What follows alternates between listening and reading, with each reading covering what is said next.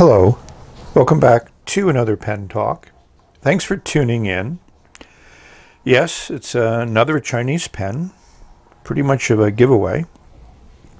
And I thought I'd start out by discussing why this pen is now in my possession. You know, I peruse eBay regularly. I follow Bobby's auctions a lot. I think I enjoy what he does, and it's always a good buy when you purchase from Bobby. I've never been disappointed. So when I saw this pen show up, here's the auction that I bought, I was intrigued, and I wanted to give it a shot. It looks like a lot of Chinese pens I've gotten recently have been of the vintage variety, and years ago when I bought the pens I wasn't satisfied with them, but these newer resurfaced vintage seem to be quite nice. So the first thing you do when you pick up this pen is you'll notice that it's heavy. It's pretty much all metal.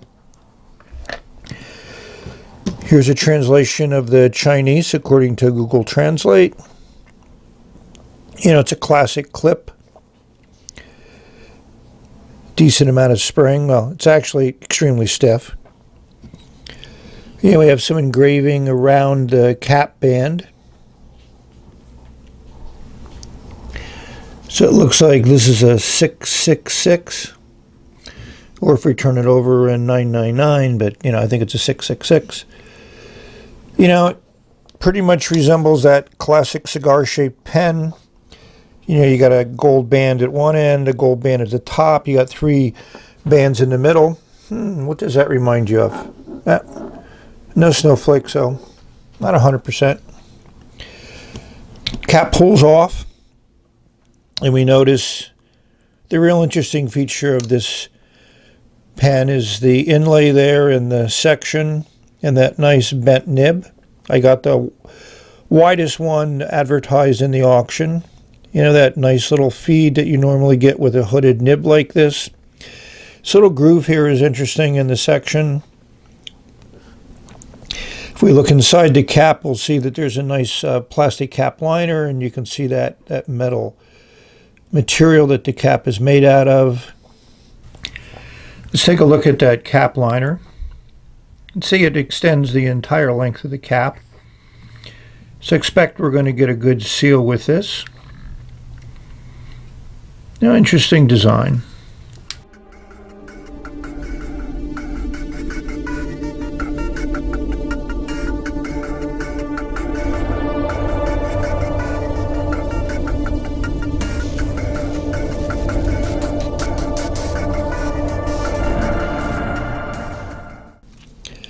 This just unscrews, fair number of turns, feels good.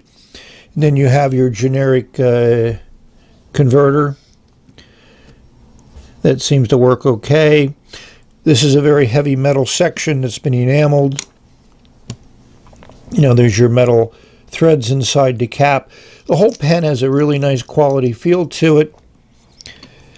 So I think the next thing to do is ink it up and put nib to paper. So I thought I'd put the 666 in comparison to three pens. Hopefully you're familiar with all of them, or at least one of them. It is a little longer and thicker than the Pilot Metropolitan, which I consider to be a medium-small pen. It is comparable to an X750. Weighs, you know, about the same. Different style section, different style nib. And then you have your Lamy All-Star, which is, again, similar length to these three pens. Posted, they show a lot more differences.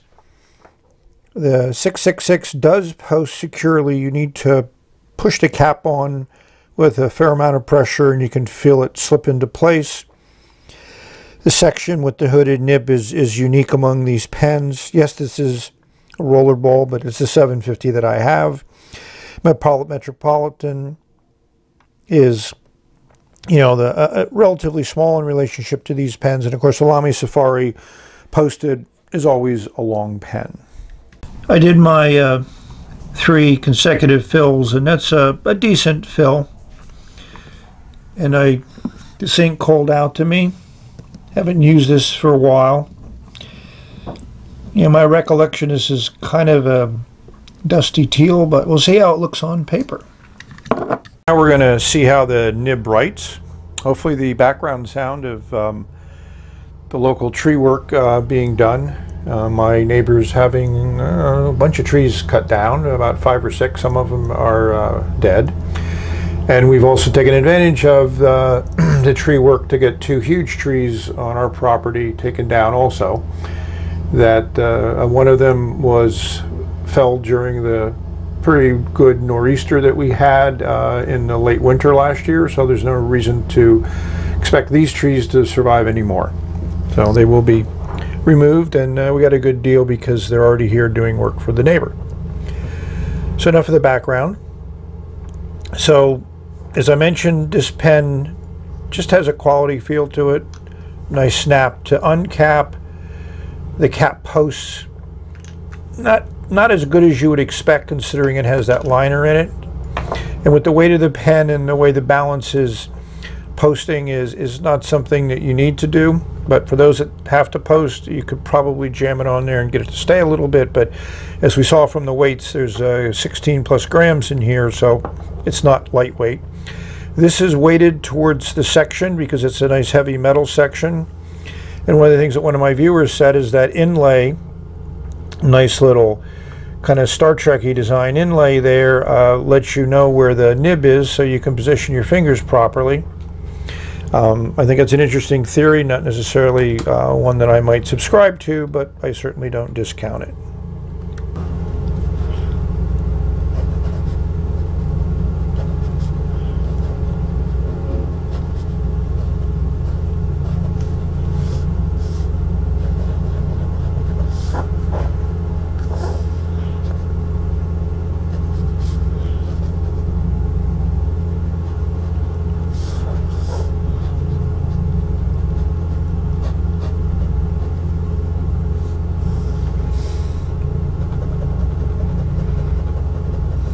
I mean, this nib works exactly like I expected it to work. It's very easy to write with. Doesn't require any pressure to put down a really nice line. And as you saw from the video, this is to be a 0.6 to 1.2 millimeter line. So basically at 90 degrees, it should put down a 0.6, but I would say that's more like a 0.4, so it's a pretty fine line. And then if you lay it down with a larger angle, you're going to get a broader line, and I would say that that's about a millimeter.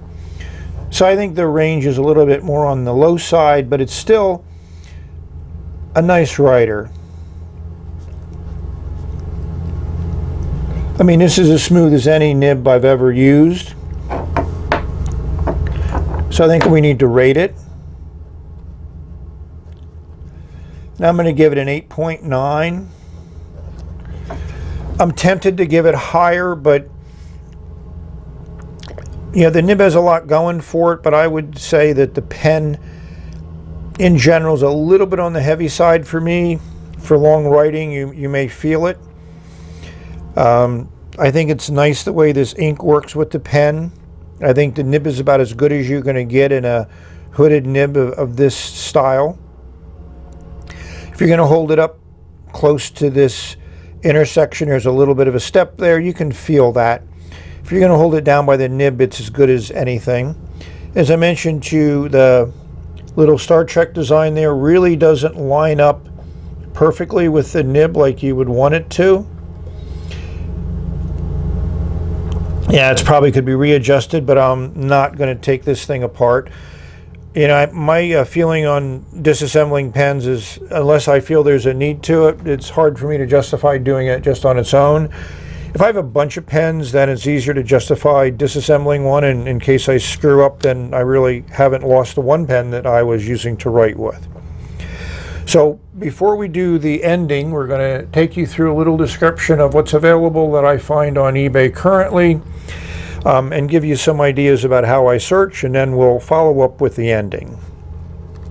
This is the auction from Bobby, Office Supplies pen. I bought the 06 .06 to 1.2, the largest, broadest nib. It was delivered in a little bit over 2 weeks. Here's another example. I did a search on Wingsung 666, and you can see this is a little bit more money, and when you get to the bigger nib, it's even more money. So one of the challenges about giving links to auctions is by the time it takes me to receive the pen from the time I place the auction, and then I need a week or so or longer to do the review, depending upon what's in the queue and my motivation. So then the auctions are generally over and the pen may have been relisted or another seller may have had it out there. So that's why I always suggest you search on pen name, pen number, pen model, and see what's available in the eBay that you have, because it does vary from country to country what's available. Not all sellers are active in all versions of globalized eBay. So good luck if you want to try to find this pen or other pens like it. Just be creative in your searches and I'm certain you'll be rewarded. We're back from that little eBay journey. So we've reached the end of this video, so thank you for watching. Hopefully you've enjoyed this, another view of another interesting Chinese pen. Some similarities to pens we've seen before, some Chinese, some not. And also some uniqueness in the way that it's designed. So I say that's fun. That's what I enjoy about this journey that we've taken together, exploring pens from China. So may you have many great writing experiences, enjoy all of them, expand your horizons, explore the possibilities, and have fun. Enjoy the day, enjoy tomorrow, enjoy every day. So this is the end of this video. We're going to say bye for now. Until we meet again.